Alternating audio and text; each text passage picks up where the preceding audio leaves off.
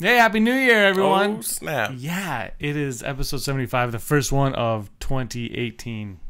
We're in 2018 now. And we're in a new home.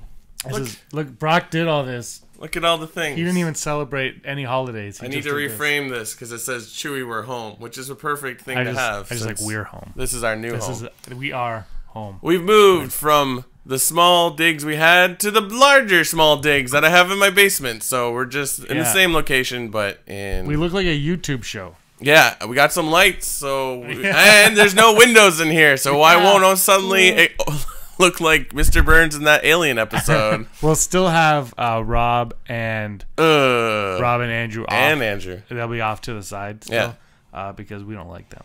But, like, we can get up. We have room now. We can get up and go, yay, look. And I don't hit something off the wall. Yeah, we still will. We'll still find a way to hit because I'm awkward. Yeah, because that's how we roll here. Yeah, that's how we roll in rhythm. Yeah.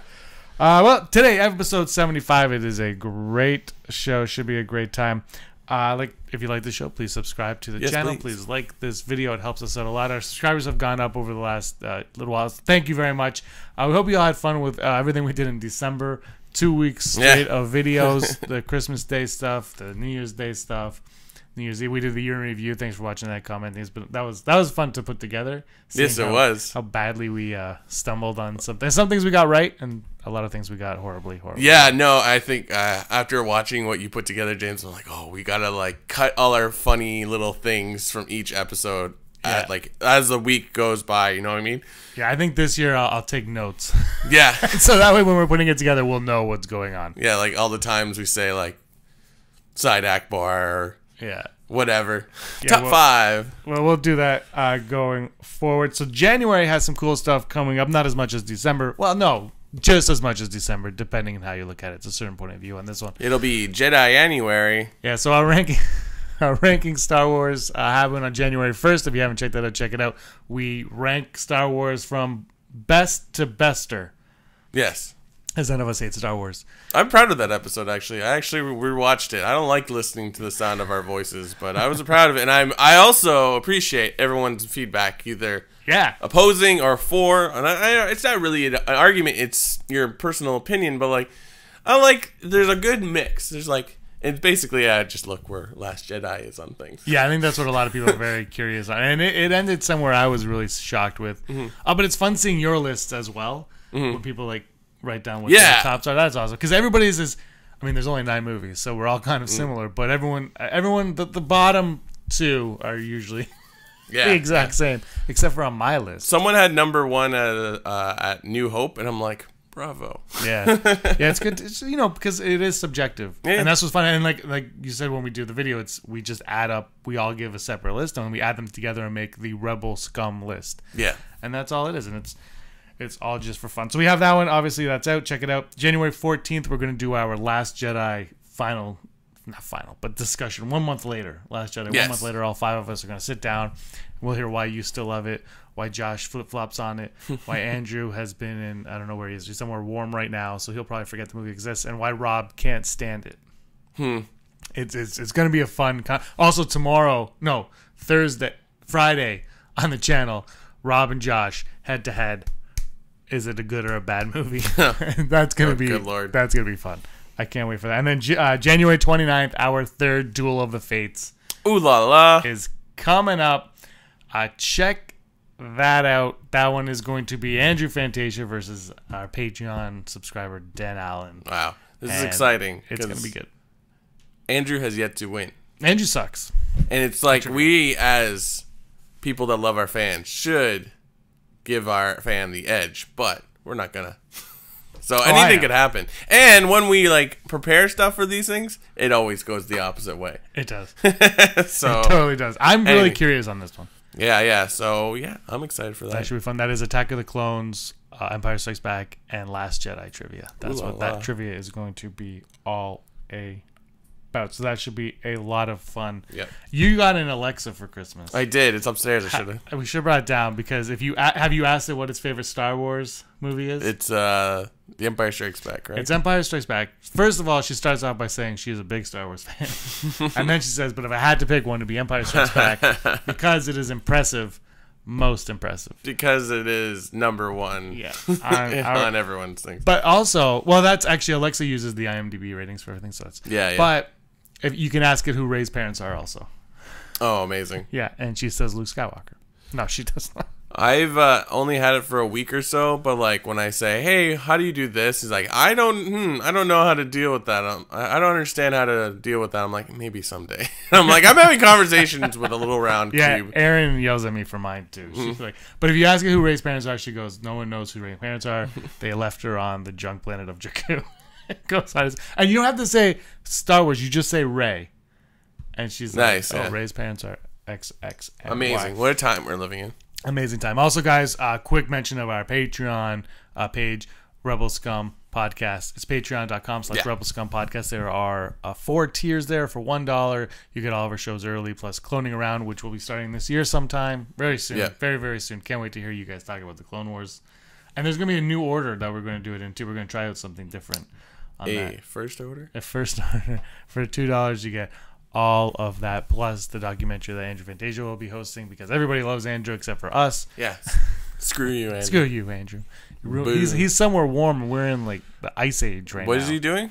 He went to a wedding in somewhere hot. He's like, I'm going away for somewhere hot. Spot on, Andrew. $3. You get all of that, plus you'll have your emails and theories and all of that read right on this show and Scavenger Scum. There will be a Scavenger Scum just for you. Your name will be the title of it.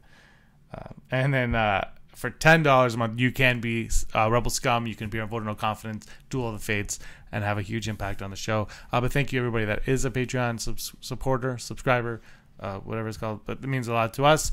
It is fun to see. But now, the first day we mentioned Patreon was on our Order 66 episode number 66, way back at the end of, or beginning of November. It was the first week of November.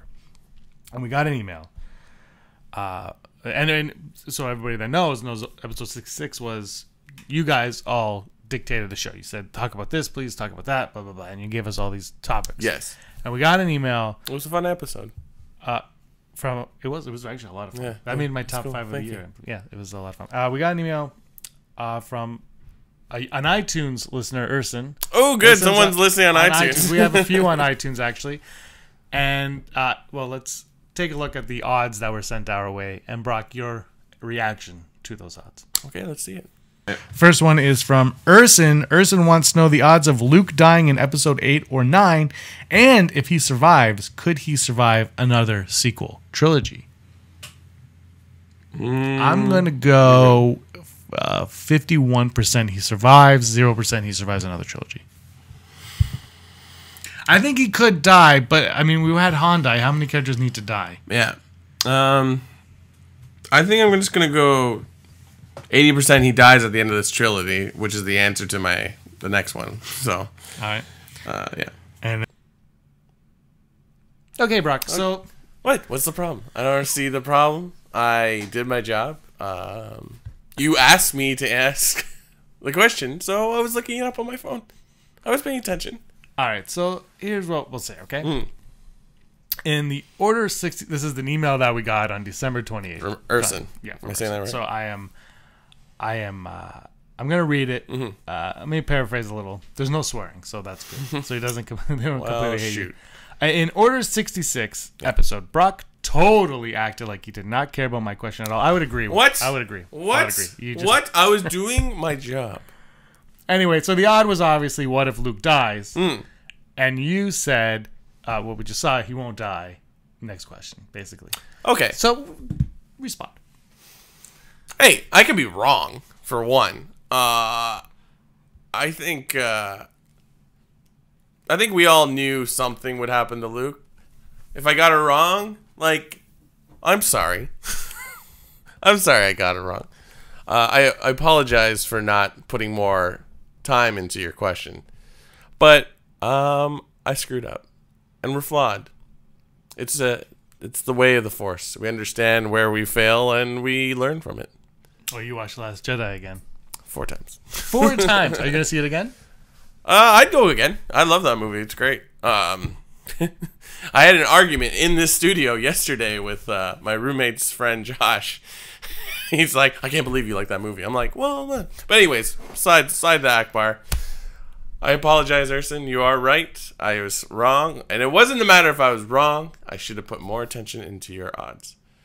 Well, that's the thing. That's what I love about Never Tell Me the Odds is this is their odds. Like, you could write an odd, be like, Luke is going to die in The Last Jedi, and you could respond with, that's dumb. No. And then it can happen. That's the beauty of everything that we're talking about is, we get comments all the time like, that can never happen. But it can. Yeah. I mean, if you pose a question to us about Star Wars or vice versa. You know what it was? It can happen. Because I think it's in my head at the time, even though I think we knew at that time that was like, the plan was Force Awakens was Han movie, Last Jedi was Luke's movie, and Leia is going to be in Episode 9. That was her movie. But then, of course, Carrie Fisher passed away. So in my head, they were like, oh, they rewrote that. Because I even though I think we knew that they didn't change anything really in Last Jedi. Because they couldn't do anything with Leia, but that was what happens, what was scripted. And then they would have done a reshoot or something, right? I would assume that's what the plan. But I think in my head, I had already had the bias. I was like, oh, no, they have to keep him alive now because they've lost Leia's, or lost Carrie, rather. So that's where I stand on that. So I apologize. You're right. I'm wrong. Ouch. This is a big moment. This is how you're review. Continue to listen on iTunes, please. Thank you. You could be. Look, it was a tough thing to call. And funny enough, the week before the episode, our three odds were... Right before, The Last Jedi came out, our three odds were the odds of Snoke dying in The Last Jedi, the odds of Luke leaving Ahch-To, and the odds of Finn killing Phasma. Yeah. And it's kind of, Did we answer in the correct and on all we did three? not. I can't remember. We were close because our odds. No, you said 25%. I think it was 25% on Snoke. Yeah. And then I said 49. That's right. But I actually said I want Kylo to kill Snoke so he could be the big bad guy. Yeah. Which is what I felt forever. But we picked the right odds category, that's all but we don't answer correctly. I apologize, Erson. I apologize, and I apologize more for not giving your odd more too. Yeah, which I think is really what it's about. Yeah. But that episode 66 was a lot of fun. We should be revisiting something like that very, very soon. Okay, you ready to get into today's show? Yes. All right, let's hit it. Oh, I don't have music.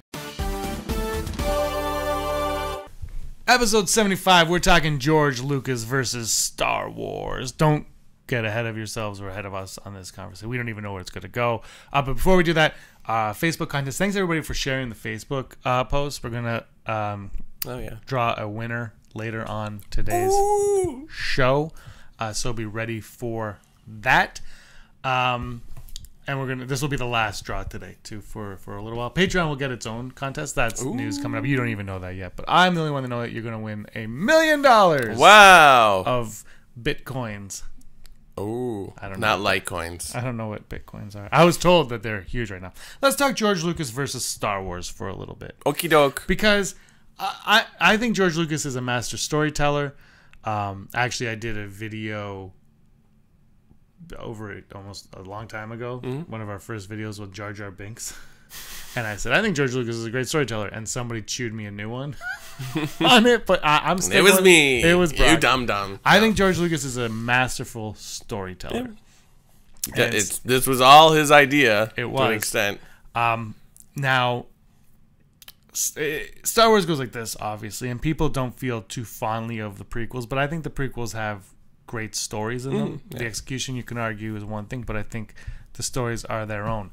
Now, we know that he had a idea for a sequel trilogy, even though he kept saying that it would never happen. Like, he would say, we're going to do it, then he'd say, we're not going to do it, and it kept flip-flopping back and forth. Why, though? I can't remember the reason why he didn't want to do... I think the reception of the prequels just deterred him. Like, he was like, I'm exhausted, I'm getting older, I just want to enjoy my life. Because it took him 3 years to make a movie. Yeah. Right? So I feel like, and plus, if it takes you 3 years to do something and you pour everything you've got, your own money and everything into it, and then, a billion people are like, that was garbage. Was the reason he took so long to just do the prequels because he was waiting for CG to catch up? Is that the reason? I think it was just because the originals were 3 years apart that he was like, these will also be 3 years apart. No, but I mean, like, because Jedi was... to do them? Yeah. Yeah, probably. He was probably waiting. I couldn't remember because I was talking about that as well. But I think he was also exhausted again. Like that's fair. He just made 3 movies that were cultural icons, And they did fade for a while. You know, the Zahn, the books, the Thrawn trilogy by Zahn came out. Oh, yeah. I mean... Like, they were always there. If we were talking like we do today when we were in, like, elementary school, high school, people would be like, I don't care. I'm not saying there wasn't a community, but there was no internet like it is now. Yeah.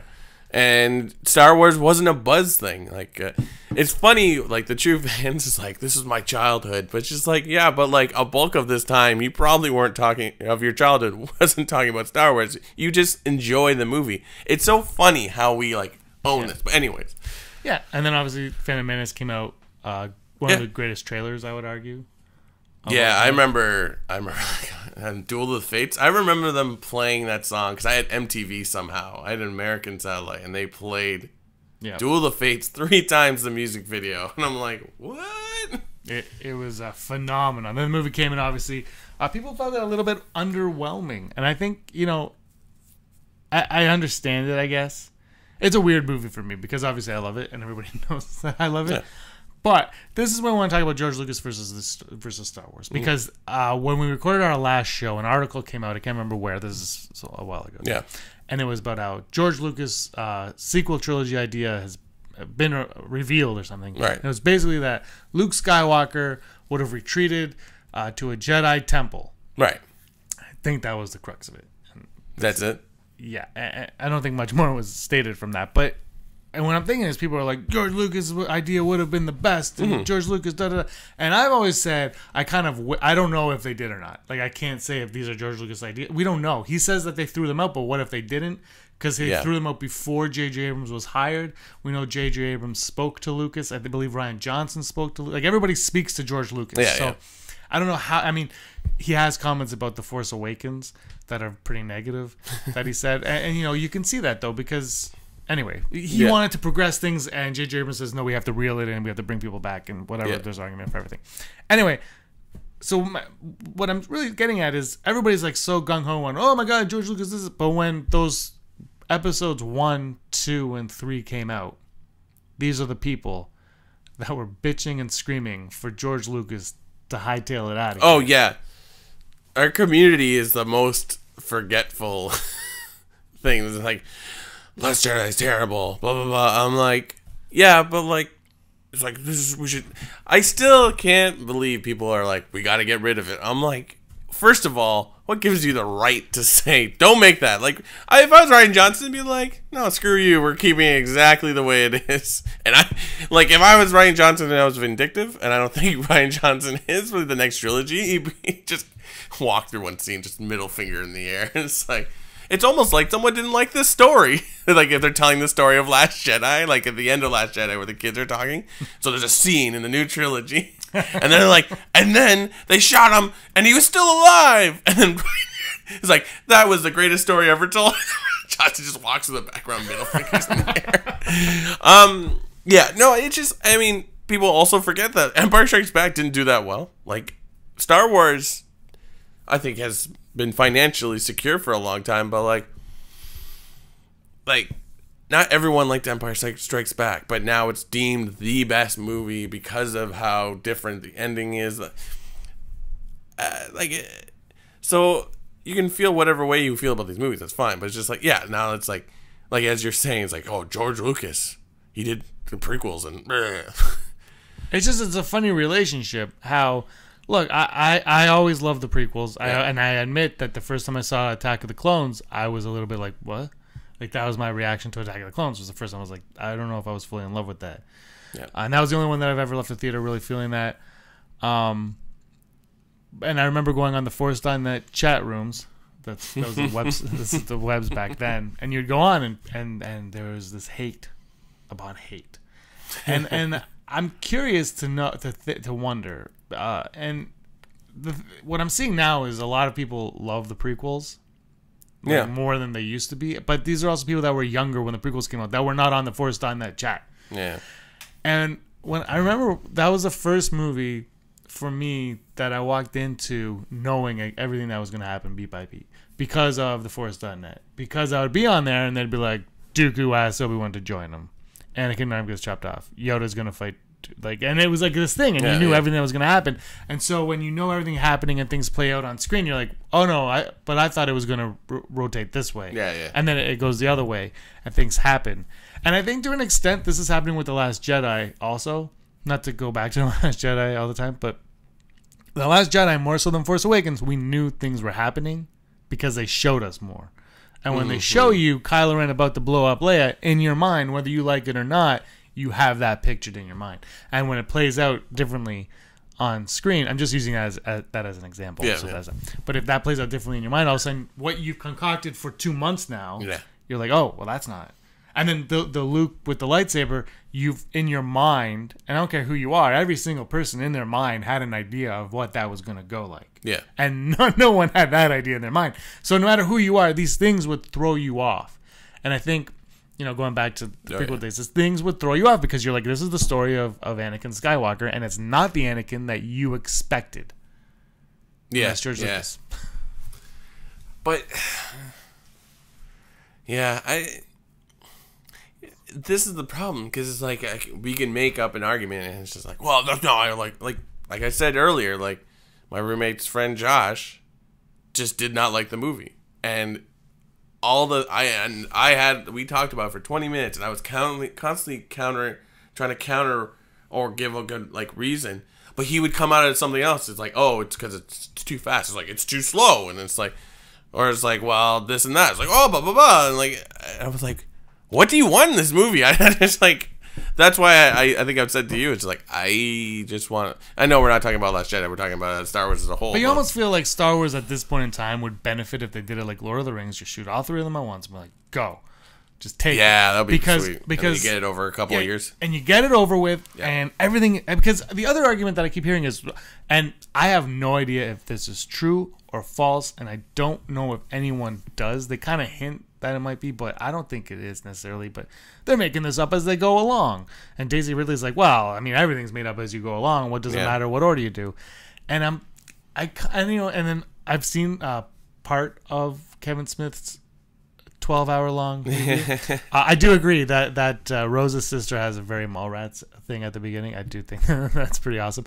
But I don't think that Rian Johnson went into this and he was like, F you, J.J. Abrams, F you, George Lucas, I'm going to do what I want. I really think that J.J. Abrams and Rian Johnson, they might have disagreed on some things, but both of them knew what was going on from the get-go. And I think that, whether or not Trevorrow at a time knew, I have no idea, but that's what I really, really think. I agree. Yeah, and George Lucas. Look, George Lucas made these things up as he went along. He had a yellow notepad, and he'd be like, "Well, this is the Phantom Menace," and he would write down the Phantom Menace. He's going to start off as a boy, which I still think is one of the flaws of the movie. Is I think he should have started as a boy, and then they should have Lion Kinged it, and he should have grown up in that movie. I think that would have. He should have been Hayden Christensen by the end of Phantom Menace. Well, it would have been what's his name? Jake Lloyd. This would have been another actor at the time. Right. Oh, I see. It would have been somebody else. Yeah. But you know what I mean? But this is beside it. But George Lucas knows this. Do you think that if George Lucas how do you think if George Lucas made these last 2 movies, how do you think the reaction would have been? Yeah. So he made these movies today. Let's say he's in 2014, 15, 16, 17. The sequel trilogy. Yeah. And then he makes The Force Awakens and The Last Jedi. And The Force Awakens is the same movie, but everything's green screen. Well, say what you want. I was talking to a friend on New Year's Eve. Yeah. And he's like, I really like The Last Jedi. He's like, there are things in it that I was like, why? Which I think that's the thing that everybody feels. It's like there are parts you're like, why? Yeah. And he goes, I really liked it. And he goes, and then I went home and I watched 2. He called it 2. Attack of the Clones. He referred to it as 2. And I said, okay. He goes, I watched 2. The CG is horrible. Yeah. It does not hold up. And I said, no, a lot of it doesn't. But I said, but also, if you don't have that, you don't have this. Like, the prequels were so important to the future of movies. That's how I put it yesterday when talking to Josh. And it's like, oh, this doesn't look right. I'm like, yeah, but it's like the prequels didn't look good. I'm like, well, they were developing. That's the thing about George Lucas. Criticize his storytelling all you want. If you like it or you hate it or whatever, the guy does, like, if he's remembered for anything, he's at the forefront of movie making, you know, like because of the original trilogies, we have THX, we have ILM, we have Skywalker Sound, which aren't just making Star Wars movies, they're making other things, like THX, you're like, there's probably people who know that what THX is more than what they know about Star Wars. Like, his legacy isn't really the Star Wars story, it's what he's made, and I don't know so much about, was he creating stuff with CG at the time for the prequels? Or, they were, well, I mean, mocap. Jar Jar Binks is the first mocap. He's the first mocap. And, like, when you see pictures of, Ahmed Best. Ahmed Best, thank you. He's wearing a head. Yeah. Now, when you look at something like... I think that's for eyeline, for the height. For eyeline. You know, I understand what it was for, but, like, when you see Avatar now, it's like they're just wearing suits with dots and stuff. I don't think they really wear stuff. No, I think because they're all the same height, though. Like Snoke, I think Andy Serkis wore stilts. Oh, I would love to see what... Yeah, I actually was thinking about it. I'm like, oh, I wonder what he looks like. I think he did. It's just mostly for the exactly. eyeline, right? There you go. Mocap. Like, look what we can achieve now with mocap. Like, when I watched... I know this is a weird pull, but it's Terminator Salvation, which is one of the ones people don't like. I love it. I love anything like that. But they put, like, an old Arnold Schwarzenegger... It's not him, but it's supposed to be one of the models that they find in a factory. And I'm like, oh, there he is. It took me a while to realize, like, that's not him. He doesn't look like that anymore because it's what he looks like in the 80s or whatever. So, like, Rogue One alone, like, look at the effects in that where we have Peter Cushing alive. But he's not alive. But you know what I mean? Like, it's like, oh, you can tell it's CG, but you're like, wow, that looks great. And then, so... I watched Rogue One with my brother-in-law, who had never seen Rogue One. Yeah. On just last week, right after Christmas, we watched it. He's like, I haven't seen all of Rogue One. I can never watch it all. And I said, you have to watch Rogue One. So we sat and we watched Rogue One. And when Tarkin came on the screen, I was getting a drink of water. I drink a lot of water. Actually, I don't. I went to go get water. and the scene's playing out, and Aaron goes, that's not real. and he's like, what? And she goes, that's a cartoon. And he goes, no, that looks awesome. Yeah. Like, he was like blown and away Leia, by it. too. I mean... Leia, he said not so much. But I also think, though, Leia, he knows... The harder part with Leia is you know what Leia looks like. Yeah. So it's tougher. Whereas Tarkin, I think he just forgot about Tarkin as a character. Because he's not... He likes Star Wars, but he's not like, I'm going to watch it every day. Yeah. And Tarkin, as important as he is, for an average fan, he's kind of he's in one movie, and he's not the movie that you watch the most. And I know it could be your number one, and I'm not arguing that it's not. Yeah. But usually, that's not the go-to movie for Star Wars for a lot of the average fans. It's usually Ewoks, Caravan of Courage. Yeah. Hashtag bring back Teak. You thought I forgot, but I had not.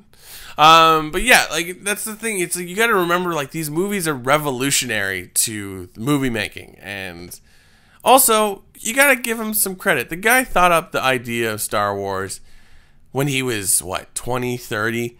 And then he made the prequels when he was in his 50s, 60s. And he had kids.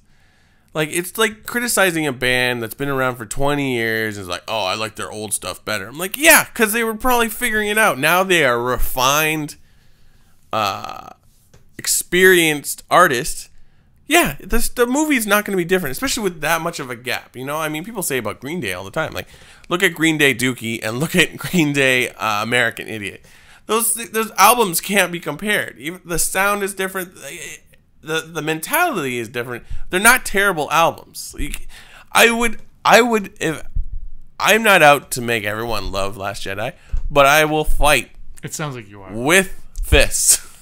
Anyone that says one of the movies of those 9, I'm not talking about Ewoks. Ewoks is still good. But like of those 9 is like, that's a garbage movie.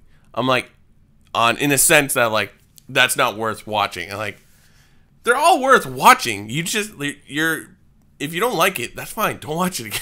Like, I would argue they're all well-crafted movies at least for their time periods. And I would rewatch the prequels. I always do. I mean, A New Hope, the first one. There's a lot of flaws in that.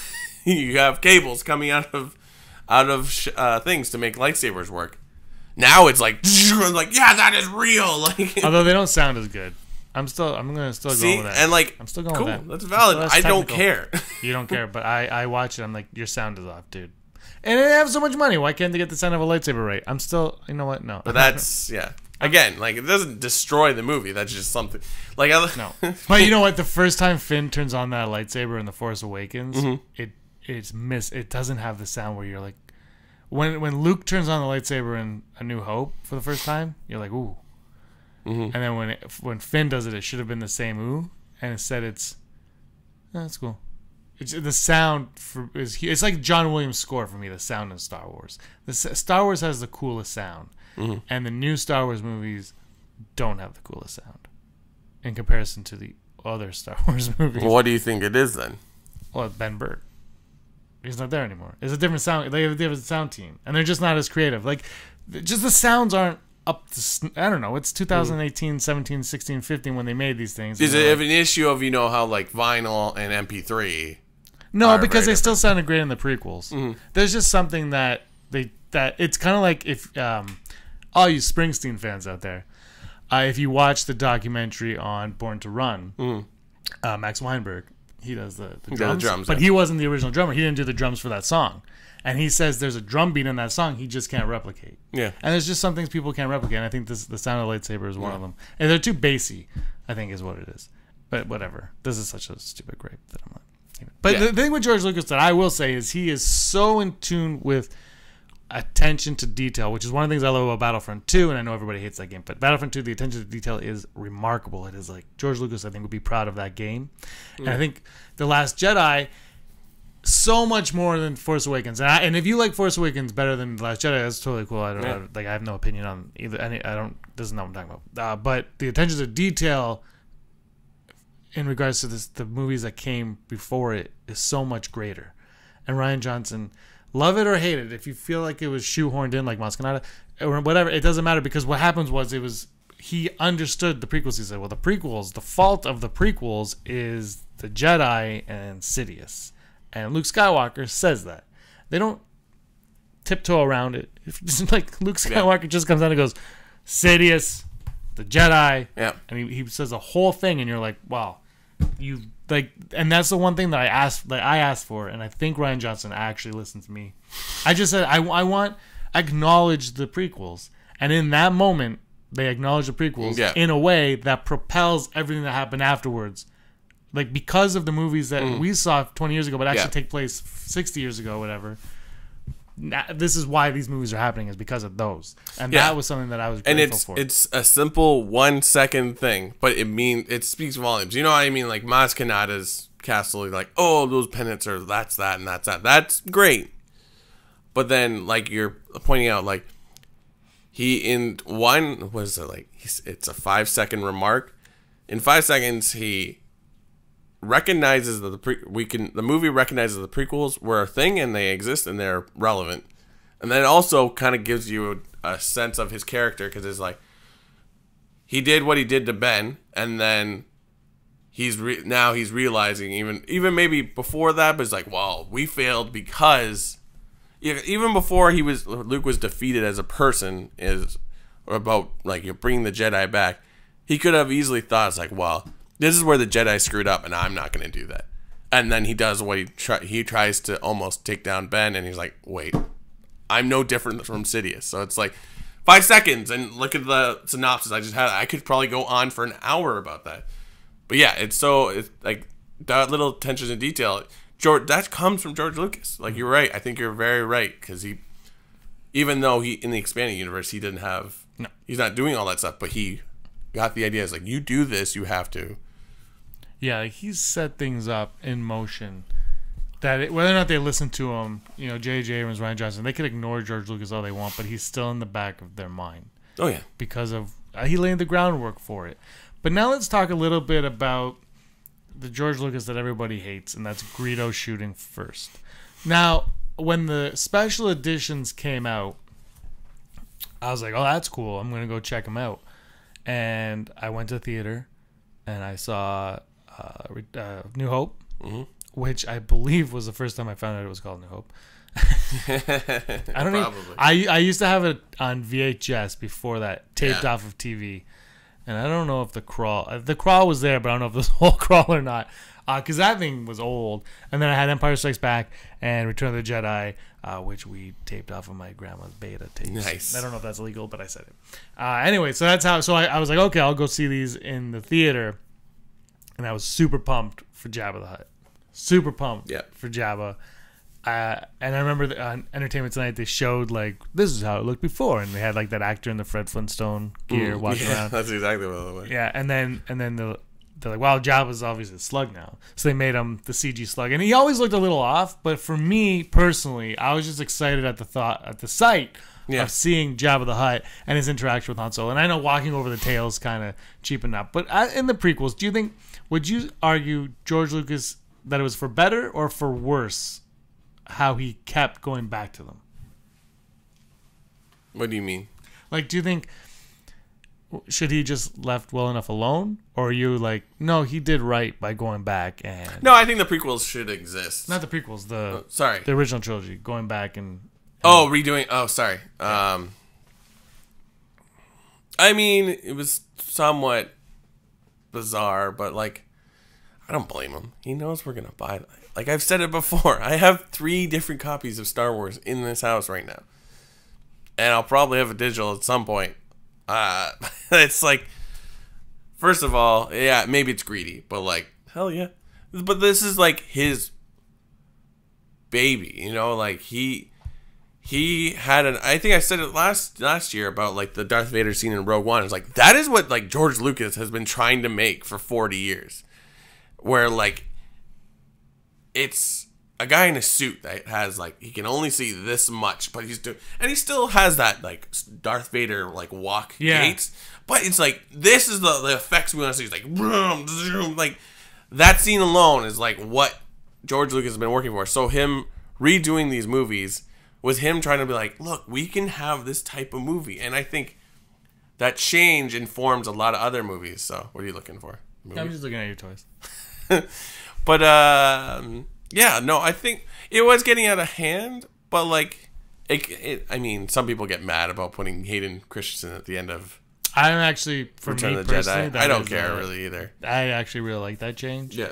I mean, but like, look at the change of putting Ian McKellen's face in Empire Strikes Back in the Hollow. Like, yeah, okay. Like that, yeah. Yeah, before it was a woman with a monkey eye or something like that. Like, yeah, no, it makes complete sense. I think, I think you can argue against this, but I think the Hayden Christensen in Return of the Jedi makes sense. Yeah. When I was a kid, I had no idea who the third ghost was. My dad had to tell me that it was Vader. I honestly had no idea. And now you see Hayden Christensen, who plays Anakin Skywalker when he is a Jedi, and you can argue that he gets back to it, but and and everyone argues that the actor is like, well, you're taking away his performance. But if you hear, who was it talking about it? I think it was Christopher Lee was friends with him, and he would be like, I'm doing this thing in the Star Wars, and they never really cared. That it was Christopher. So it doesn't really matter. Like, to him personally, he doesn't matter. He's an actor. He's getting paid. He doesn't care. Yeah. I think it makes sense for it to be the Anakin Skywalker that we watch for 3 movies, and and you know what? I always thought that the sequel trilogy would finish Anakin's story, but it doesn't look like that's going to be the case.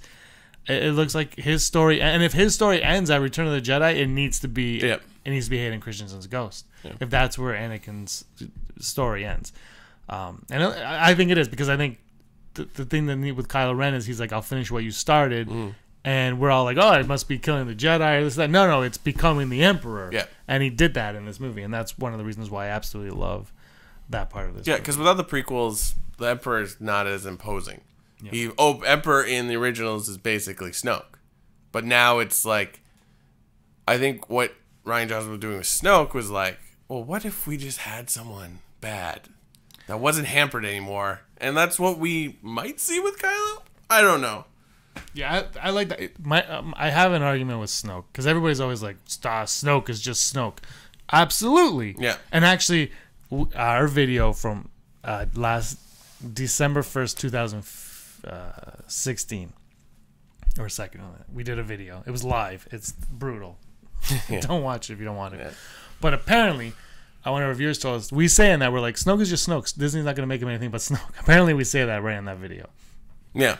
I'm going to say we're relying on Snoke. My thing with Snoke that I think when you argue, we're like, well, you didn't need to know who Palpatine was, but you need to know who Snoke. You don't need to know who Snoke is. There's an argument there, and I'm not.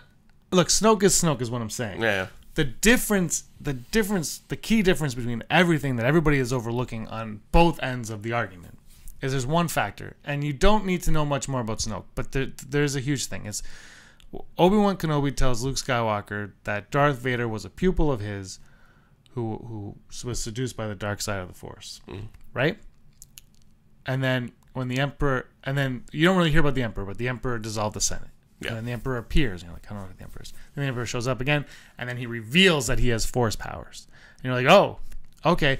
But the difference is, in this universe, in those three films, the prequels don't exist in this moment in time.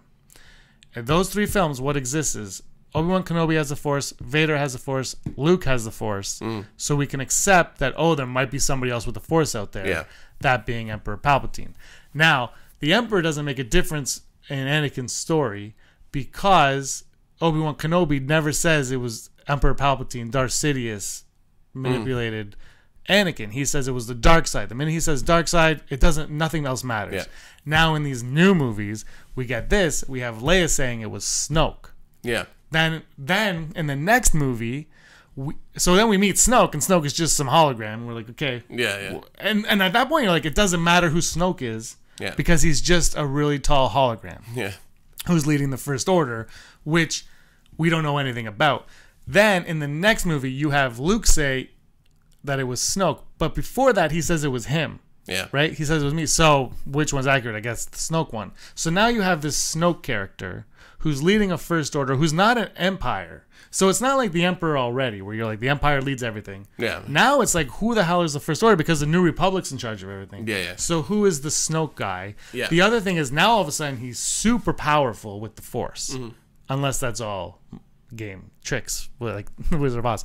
But he's super powerful with the Force. So you're like, okay, so he's the leader of something weird that we don't know about. He's super powerful in the Force somehow. Yeah. And Luke and Leia both know of his existence. The main key difference between Emperor Palpatine not needing to know his backstory and Snoke not needing to know his backstory is Snoke, you need it because, as far as we know, all Force users are dead at the end of Return of the Jedi, with the exception of Luke. All right. And if they're all dead, with the exception of Luke, who is Snoke? And how did Luke trust Snoke enough for him to corrupt Ben? And that is the key difference between Snoke and Palpatine, is that one small piece of detail. We don't have it yet. We might get it. I think we'll get it eventually. Yeah. But that is the one difference. And I'm not saying, and Ryan Johnson said, he's like, Snoke doesn't need to say who he is because Rey's not going to care. Yeah. He's like, so Snoke could be like, I'm Plagueis. And Rey's going to say, who's Plagueis? Yeah. And then he had to say, I'm not saying Snoke is Plagueis. And I'm not either. And I'm saying Snoke is just Snoke, but there's this piece of Snoke that is crucial to storytelling. Because we know who Luke Skywalker is, we know who Leia is, and we know that the Empire's gone after Return of the Jedi and the New Republic is taken over. So who is Snoke and what does he matter to the story? And I almost feel like that scene where he dies is super powerful, but could have been even more powerful, and I think accepted by people like Rob who hate that scene more, had we gotten that little tiny bit of information of Snoke. Which, again, if we get it in 9... you go back and all of a sudden you're like, well, that's... Oh, yeah. And the thing is, you have to look at it that way. And I know I argue a lot about... I'm sorry, I'm rambling. But I know I argue a lot about like the Maz Kanata and Force Awakens and Who's the Girl. This, to me, is different from Who's the Girl. Because this is like an I am your father type of moment. Yeah. Where you're going to go back and you're going to find out the truth about Snoke. And so because you're playing in a trilogy, now you can go back. And it's not a tease. Because they're not teasing... They don't tease Snoke. It's just a storytelling beat that they're lacking at the moment. Anyway, that was... Anyway, you could easily say, like, Snoke is just there because you need someone to start the First Order, if in fact he is the reason the First Order exists. That's what I think they're going to do. Yeah. But you know what I mean? Like, it's like that one little sliver. It's not much. It's, again, it's 5 seconds of Darth Sidious. Yeah. It's like it's a sliver. Like, oh, that makes sense. Yeah, because we have a time. We have 30 years. Obviously, he came somewhere in those 30 years. Just tell me. Yeah. And I'll accept it more. But the throne room scene, I've said it a million times. I love it. Yeah, it's really good. It's just, yeah. So George Lucas made Star Wars. Here's my final thought about George Lucas. George Lucas had a really great idea, and it was Star Wars. And he's not God, even though he created this. He's not perfect. Case in point, Ewoks, Caravan of Courage. They're not always great ideas, but like it doesn't matter about every idea. It's just a matter of like, this is the concept. We're in this cool galaxy, and it's just, I mean, just the thought that like you can live in a world or a galaxy where like people understand other languages, or you understand robots, or like he created a world where you're just like, you exist in it for 5 minutes, you're like, okay, I get this. So yeah, like, it's fun. It's also a movie where they blow stuff up, and they've blown up orbs 3 or 4 times now. So like, it's revolutionary, but it's like it's not. It's make believe. Sorry, what? It's make believe. No, we are never ever going there. Well, don't say never. Disneyland is going to try to one up you on that one. They'll have it. Before we wrap up, Greedo shooting first. Mistake? You know what? I forget that is a thing. Like I just like, no, Han shot first. So I don't really care. I don't care either because I watched the movie. You know what? It never took away anything for me because I'm not. I have a pin. It's like griping over Vader going no. Like who cares? There are little things. People do care. Yeah, but who cares? Yeah. Shut up. I mean, you know, it's a 40-year-old film that he decided to go back and tweak, and he had every right to. Yeah. And that's what you bought it, so it's okay. But it's like saying that Episode 8, Last Jedi, should not be canon anymore. Like it made $1 billion. It doesn't matter what you think. Here's the $1 billion. Obviously, people like The Last Jedi, but does that talk even more to how much people responded to The Force Awakens?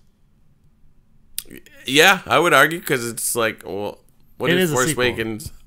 Where are they in like Force Awakens still made more money? Right? Yeah. But like, is that over like at this same period of time? You know, oh no, it made more this period of time. But now I think Last Jedi has made basically what Rogue One made. Right, its entirety of its run.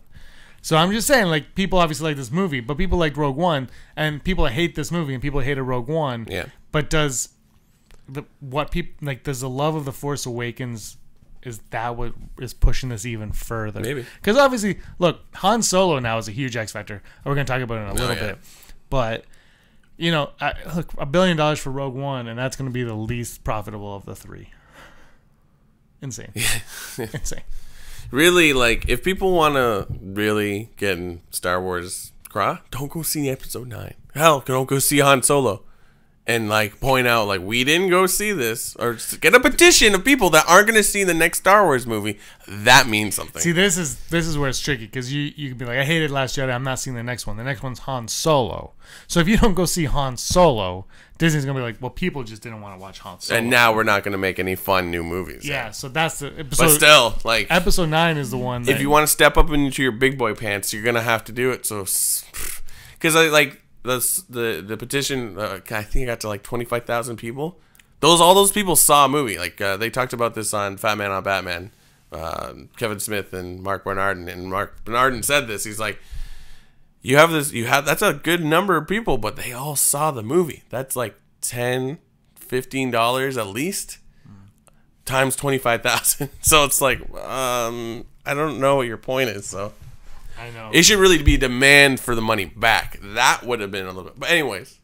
Don't get ahead. We love Star Wars here. I'm starting a petition to demand my money back. Put Brock back in canon. Andrew is not canon.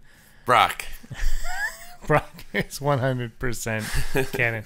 All right. That was a lot of fun. George Lucas means a lot to it. And people have this weird relationship with George Lucas. And, you know, for a while they hated his guts. And now... they love him. And I think it's not George Lucas, it is Star Wars.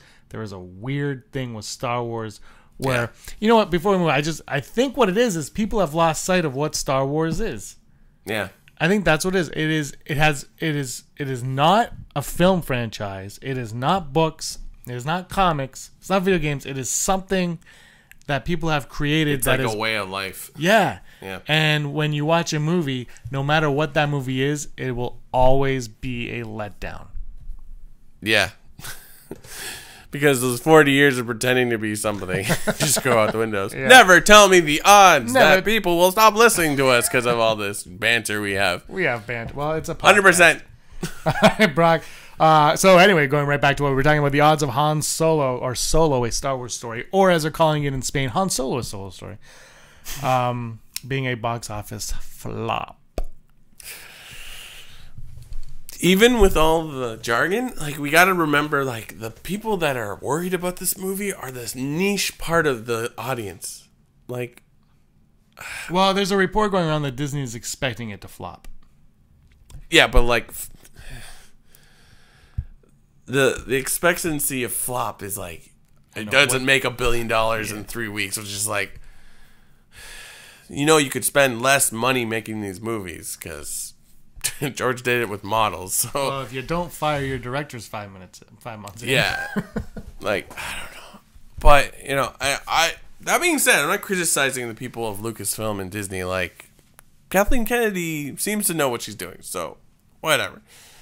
But my thing is, I think it's still going to do well. I'm going to say, what was the question? That will flop? Yeah. 25%. I was going to go 75, but I'm pretty certain this is going to do well. It might not do as well as other movies, but I think it's going to make its money back. It's going to make $125 million opening weekend, which is nothing for Star Wars. What is their budget? That's the thing. I never know the budget. 2 to 5 because of all the reasons. I'm going to go 200. I'm going to say 200. I'm going to say 0% because I think I'm going to go bold with this one. Bolder than The Last Jedi. I'm going to go bold on this one. And what I'm going to say is 0% it's going to flop. It's only going to make 125 opening weekend, and people are going to be like, oh, it's going down. Yeah. And it's not going to break Box Office Mojo or Fandango or whatever you guys get to use, and we only have one thing and it crashes anyway. Yeah. Not that's going to break, but this movie, can't wait for the comments now, is going to be the third best Star Wars movie. Oh, yeah, okay. I'm Guys, this is the new renaissance. You watched our episode. You liked it. I can't even. I'm going to say, this is going to be number 3. Yeah. It's not going to be as deep as the other ones. No. But it is going to be so much fun. Yeah. But it's going to propel things forward more than... It's going to be Force Awakens level fun. Yes. But fresher. Yes. 1,000 times yes. And so I'm going to say word of mouth is going to carry this baby. That is bold. Yeah, and that's what I'm saying. Because it takes place way before everything else. I'm really... It's like between, like, what would be but you know after what? Attack on the Clones? On May 25th, when this thing comes out, my little sister, Stacy's birthday, happy birthday. When this movie comes out, May 20th, and then the next one comes out on my dad's birthday. I can't get away from birthdays. When this movie comes out, May 25th, I'll play this clip back. Yeah. And if I eat my words... This is why we have to cut everything after. And if I eat my words, I will eat... I mean, we won't know, obviously, but we'll know if we liked it or not by then. Yeah. I will, if I have to eat my words, I will eat my words. But I am... Look, there's so much going against this movie, but you heard that it was the best Star Wars script ever, which I don't know what that means. Yeah. I mean, it's scripts. I've seen bad movies based on great scripts all the time. Yeah. I wrote one. I how do you... If they keep it fun, that's how I feel. So I'm going to go 0% third best Star Wars movie. Yeah. Look at our unsubscribers. They're going down. So strange. Look, you got to be bold in this. Why not? The odds of a Sith Force Ghost in Episode 9. Oh, I would love that. But who? So like Sidious or Dooku or maybe just a dark side ghost. Could be Snoke, I guess. Can you imagine Snoke and Luke haunting Kylo? I want it, but I think it'd be too much to explain unless you make the whole movie just about Jedi. That's the thing. Well, no one knows where this movie's going. That's the thing. Like, I would assume that there's some like end to the Poe story where he basically, I would assume, becomes in charge of. That's the thing. Like you look at where Poe's storyline's going, it's like, well, we want you to be in charge, but like the best part of Poe, arguably, is him flying around. And a leader doesn't go and fly in an X-wing around. I mean, he could, but you know what I mean? Like it's just like. Well, if they jump ahead, he'll also be older. True. So, I mean, yeah, Poe could also be that guy who's like, I'm going to go take, or maybe he doesn't want to be the leader. Who knows? Did I say my odds on this? No, you didn't. I'm going to go 21%. I'm going to go 20%. Yeah. it'd be cool, but like they keep talking about it though, which makes me think it'll happen. Yeah, because they had that Vader Force Ghost in the Force Awakens, and then Ryan Johnson mentioned they toyed with it in this one. I don't know. The thing is like, why are you doing it just to do it? Is there a reason for it? If there's a reason for it, go ahead. I like I said, I don't know where this movie's going. Somebody on a Facebook group wrote,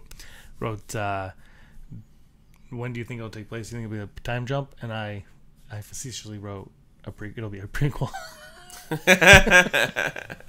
I don't know. Like, I have no idea. When you know what, I'll tell you in 2 years. Yeah. The odds of Ewan McGregor being cast as Obi-Wan Kenobi, because apparently there's a rumor going around that Disney is looking for an Obi-Wan, and I don't know why. I'm going to say 100%, because if they don't do it and Han Solo bombs, this movie is tanking. Yeah, I don't know what to say. Like, I feel like I have to go full Brock on this one, because like I don't understand why there would even be a discussion. Like, it's like, well, he's here, he's older now, so time has passed, so he's probably the right age you want him to be. And like, Obi-Wan's like one of the few people that they've recast and it's been like accepted. You know what I mean? Like, so you going full Brock that he could be recast?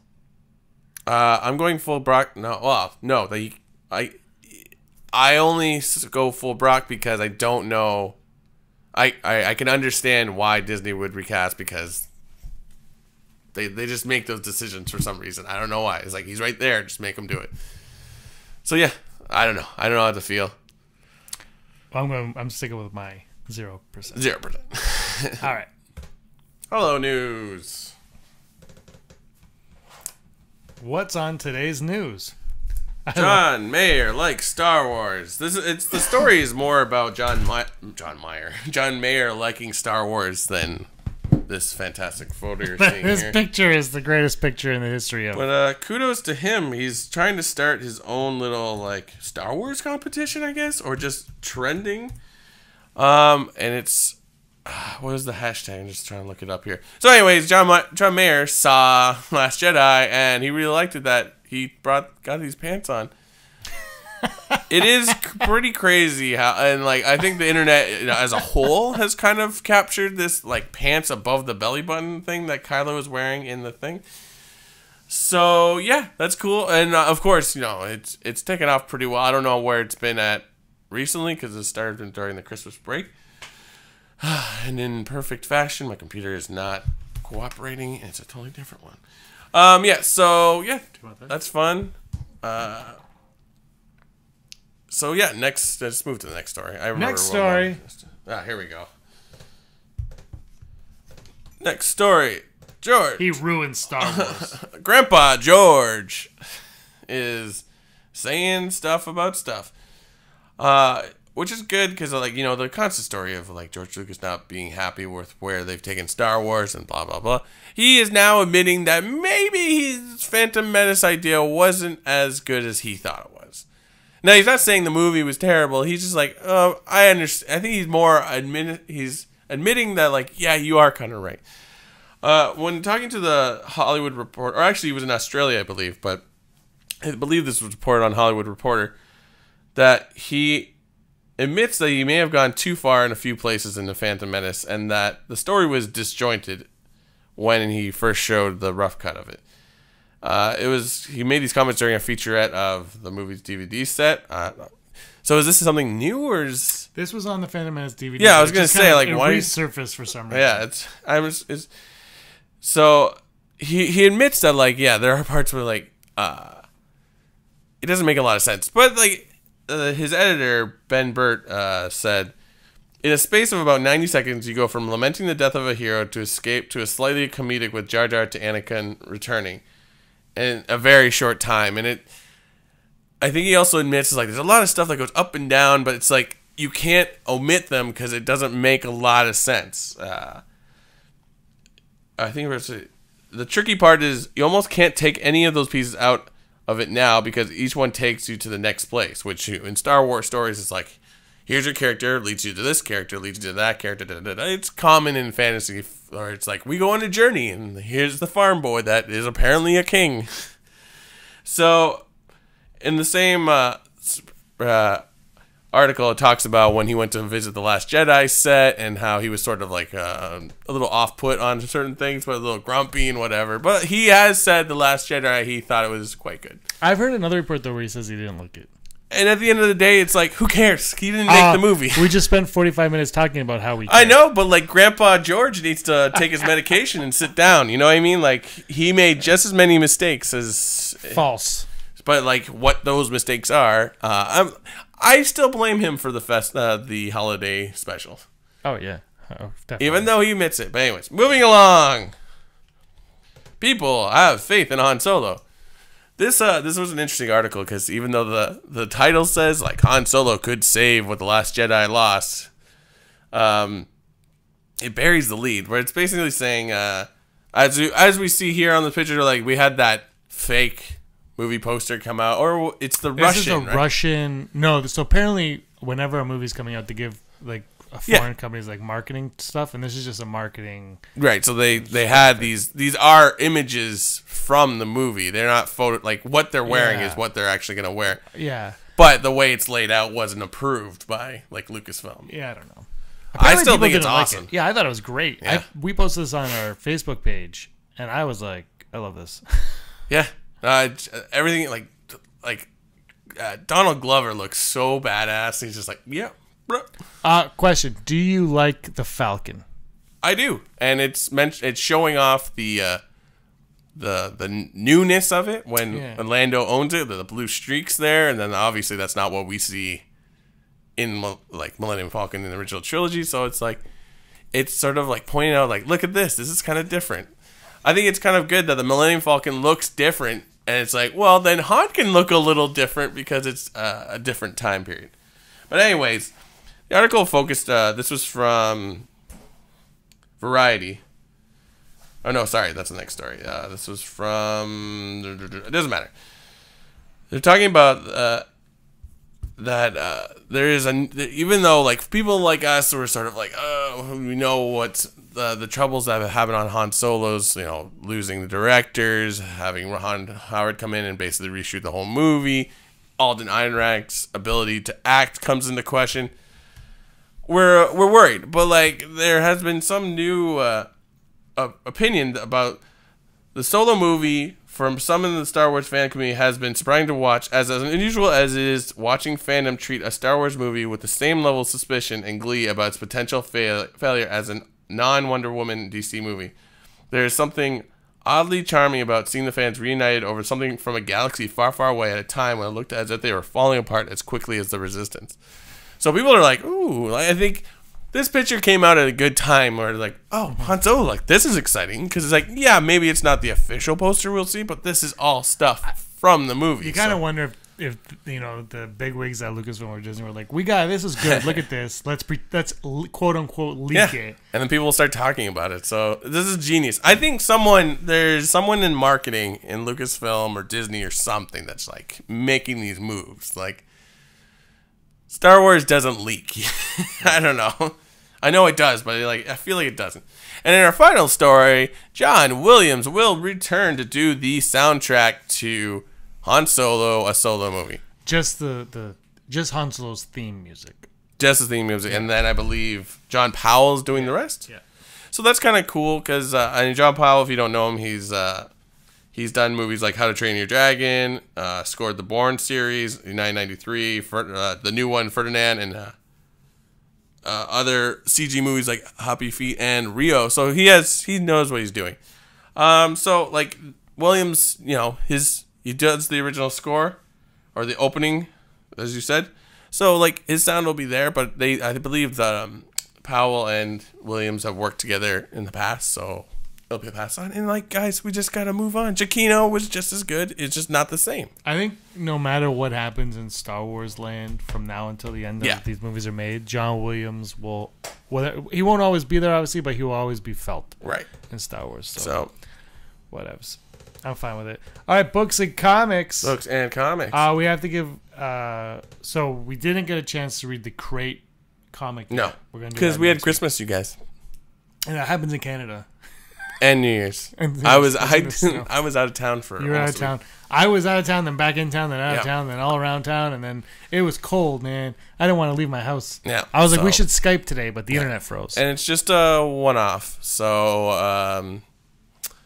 I will get it when I get it. We are. But next week we'll talk about it for sure. Because that one is. All right. Do you have anything? I want to go first. I got this for Christmas. Yay! From my good friend Rob McBroxmink. Yay, Rob McBroxmink. Brock, you got me this. Yeah. And I looked through it that night. Yeah.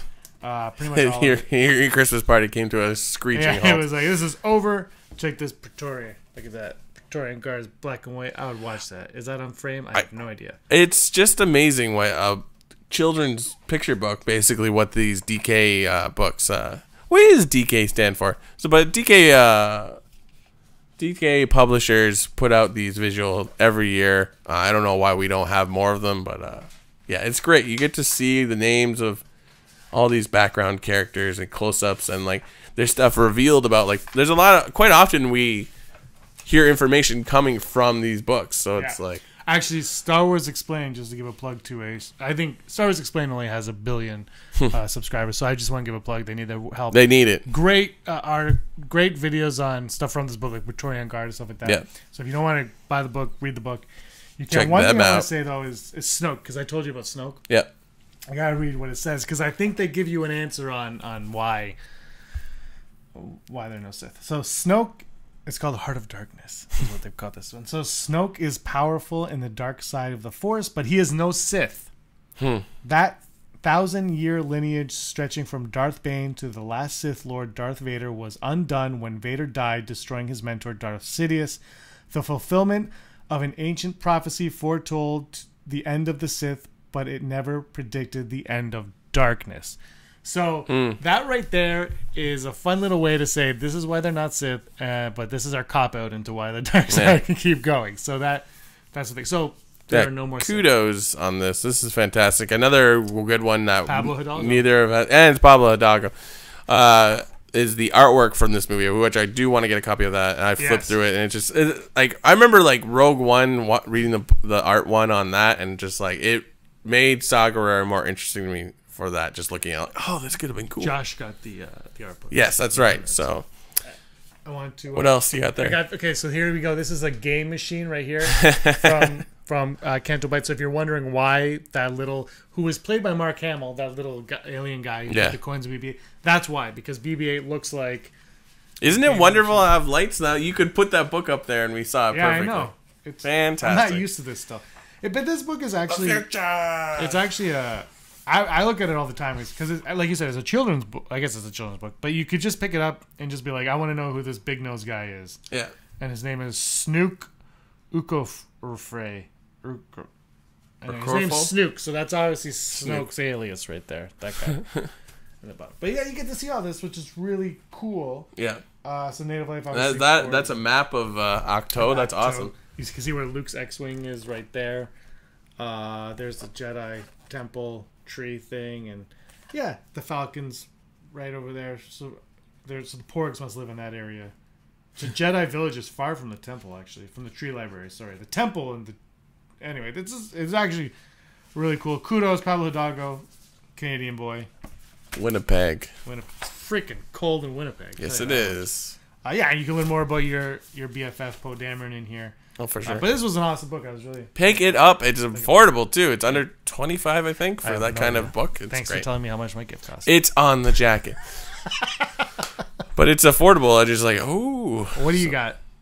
I don't have anything this week. I just read Lost Stars by Claudia Gray, but that's slightly old. So, but if you want a book that's sort of part of the universe but sort of separate, this is a book for you. But you had a comment on it that you told me. Oh, that's right. I think it's that this book made me think about, like, I think it equates sort of back to the Rose story. We see it in a lot of different books, like Bloodline. I'm not sure, and I'm sure James could probably name a few other ones.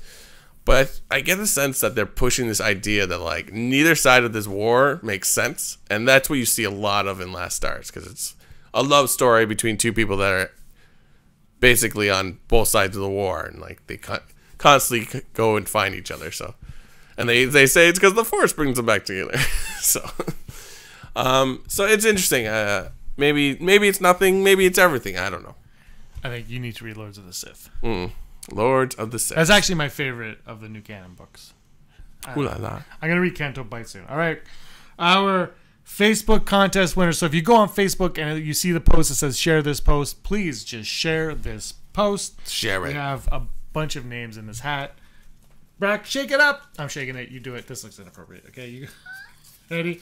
Winner is Dennis Ripley. Dennis Ripley, you win this week's prize. We'll contact you, or you can contact us, whatever you want. It's a lot of fun. So remember, go on there, share that post, man. Congratulations. You've done it. There's only one left, so get on that. All right, let's wrap this show up with the first one of the new year. Today is Top 5. We're doing top 5 Star Wars posters. Ooh la la, just like this one. Will that make any of our lists?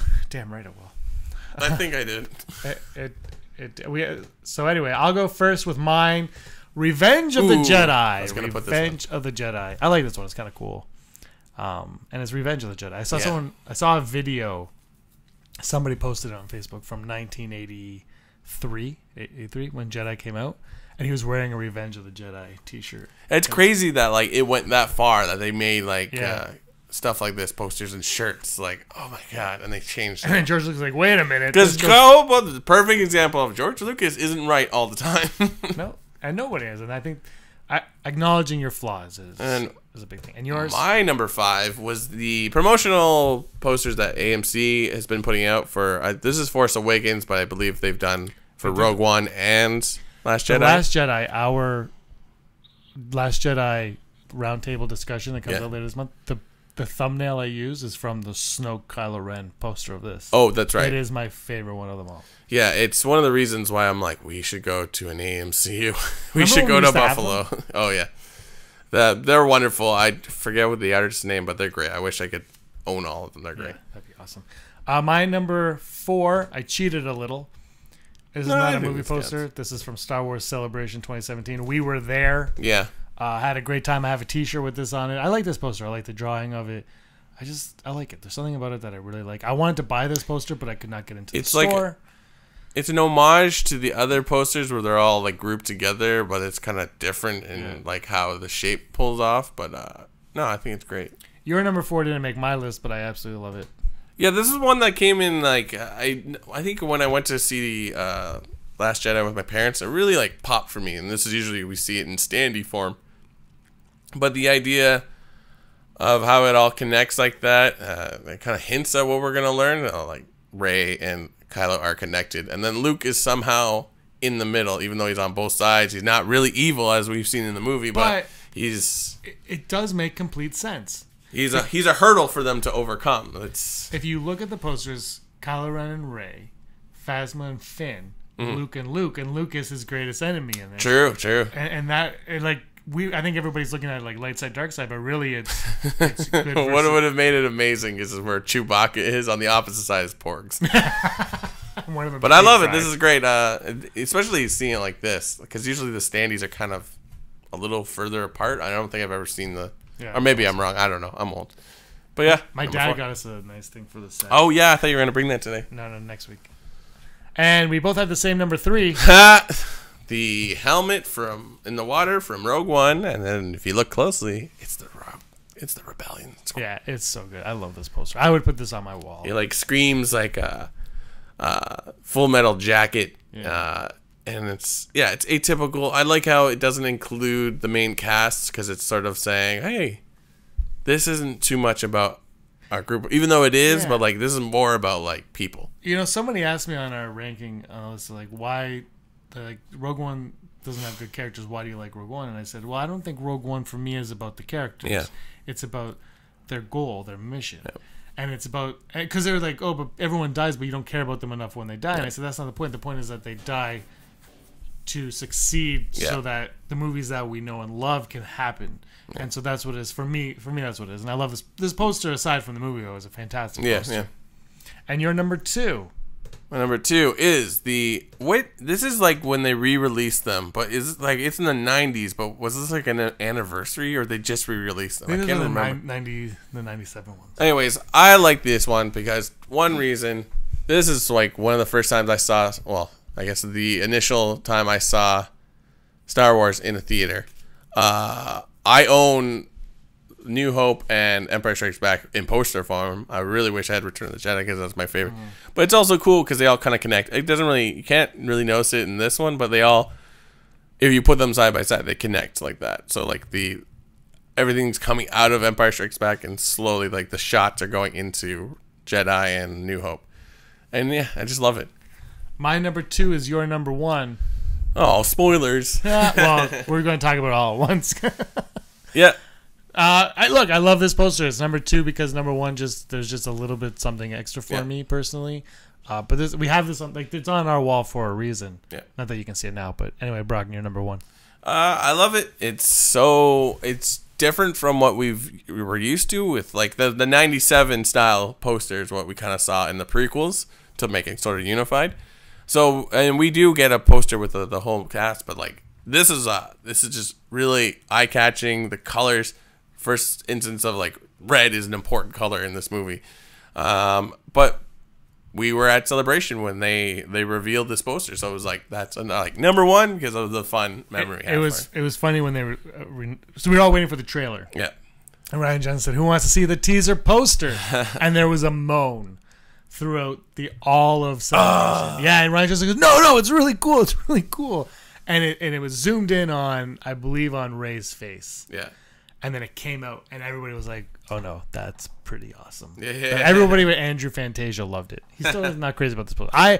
This poster should be number 1 on my list. It is number 2 because I'm number 1. But I absolutely love this. Actually, the only Star Wars posters I've ever bought were this one for the set, which I guess technically I didn't really buy it, and the other one was Attack of the Clones, which did not make my list, but this one made my list. This is a good one. I really like this one. It's simple and it's creative too. Yeah, and it, you know what, it look, it's a kid and his shadow is Darth Vader, and it is so simple, and it's on Tatooine, which is. Do you think we'll ever go back to Tatooine? Oh, I think so. It's just Tatooine's so Star Wars. It's just, I like it a lot. It might not be as good as the Last Jedi one, like overall. Yeah. But for me personally, I go with that one. I know. And the reason why, yours went before mine in our list was because we were supposed to have a third person doing this with us, but he couldn't make it, and the order was staggered like that. Oh, I see. Because we both had the same number 2, and you had number 1, so I grouped them all together. Okay, that's fine. Because I went and look, it's right there. We obviously love it. Boom. We love it. Well, guys, what are your favorite posters? Tell us, email us, whatever you want. It like tore me apart to not frame that one, but it was easier to work around it if it's just on the wall. So I was like, okay, I gotta go to Walmart and buy another one so we have it. They're just mass made. They're like, this isn't from Celebration. We bought it at Walmart. So you can get that for like $7. You can't put holes in it. And there's holes in it. It looks good back here. Guys, hope you like our new set. Hope you like the new year. Hope you have a happy new year. Brock, was this fun today for you? Oh, it's always fun when I'm with you, James, and talking about Star Wars and everything in between. Well, stay warm, everybody that's not in a warm climate. Like we are not in a warm climate at all. I'm going to run out of gas from putting on the heat in my car. So it is hot. Someone on the news, Aaron was watching the news and the weather came on. The meteorologist said, it's like Planet Hoth outside. And Aaron goes, did she just say Planet Hoth? They should have called it Koth. Am I right? Star Wars taking over the world. Thanks a lot for watching, everybody. Please give us a like, subscribe, comment. Give us everything you need. We love talking Star Wars with you. Brock, you've always been scum. Rebel scum. Hey scumbags, thanks for watching. Don't forget to give us a thumbs up on our video. As always, please subscribe to our YouTube channel, Rebel Scum Podcast, for all the latest videos.